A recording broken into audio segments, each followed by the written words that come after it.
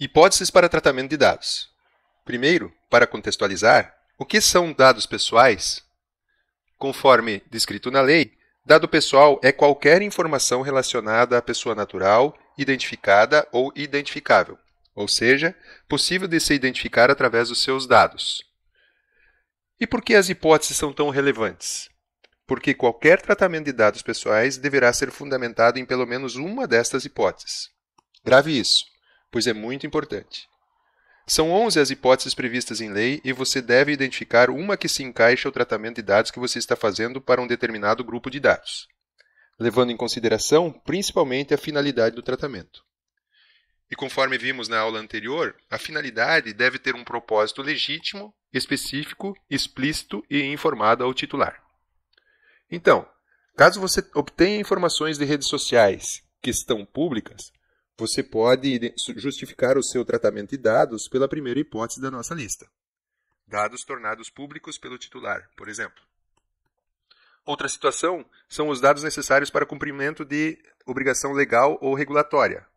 Um exemplo disso são dados de colaboradores necessários para informações do e-social.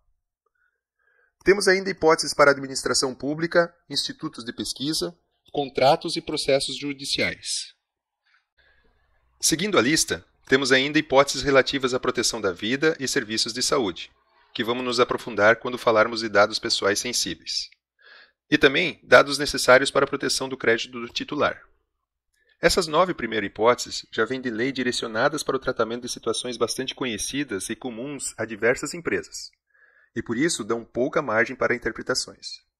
Como cada empresa ou negócio tem suas particularidades, foram criadas outras 2 hipóteses que dão maior liberdade para as empresas adequarem ao seu negócio. Porém, cobram maior responsabilidade do controlador. São elas: interesses legítimos do controlador e consentimento do titular. Sobre a hipótese de interesses legítimos do controlador, ela traz um duplo desafio. Primeiro, compreender o que pode ser considerado o legítimo interesse do controlador ou de terceiro. E, segundo, avaliar em que medida esse legítimo interesse pode ser alegado diante dos direitos e liberdades fundamentais do titular. Nesta hipótese, a LGPD dá ao controlador a possibilidade de identificar por si as oportunidades de tratamento de dados, que devem ser para finalidades legítimas, consideradas a partir de situações concretas, que incluem, mas não se limitam a apoio e promoção das atividades do controlador, exercício regular de direitos relacionados ao titular, prestação de serviços que beneficiem o titular. Para tanto, o controlador deverá seguir as seguintes obrigações: indicação de finalidade específica e uso somente dos dados pessoais estritamente necessários para a finalidade pretendida. Implantação de medidas de garantia de transparência no tratamento. Elaboração de relatório de impacto à proteção de dados pessoais em caso de requisição pela Autoridade Nacional de Proteção de Dados, observado o segredo comercial e industrial.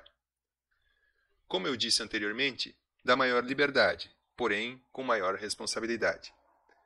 É importante falar ainda que o enquadramento em qualquer uma das hipóteses que dispensam a exigência do consentimento não desobriga os agentes de tratamento das demais obrigações previstas nesta lei, especialmente a observância dos princípios gerais e a garantia dos direitos do titular.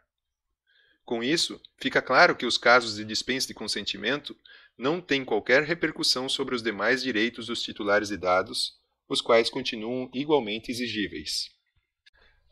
Falando em consentimento, que talvez seja o ponto mais polêmico da LGPD, esta é outra hipótese que dá maior abertura ao tratamento de dados. Porém, existem certas regras a serem seguidas. O consentimento deve ser fornecido por escrito ou por outro meio que demonstre manifestação de vontade. Consentimento obtido mediante a passividade do titular poderá ser considerado inválido. Exemplo, uma caixa de aceite pré-preenchida. Consentimento dado mediante a assinatura deve constar em cláusula destacada das demais.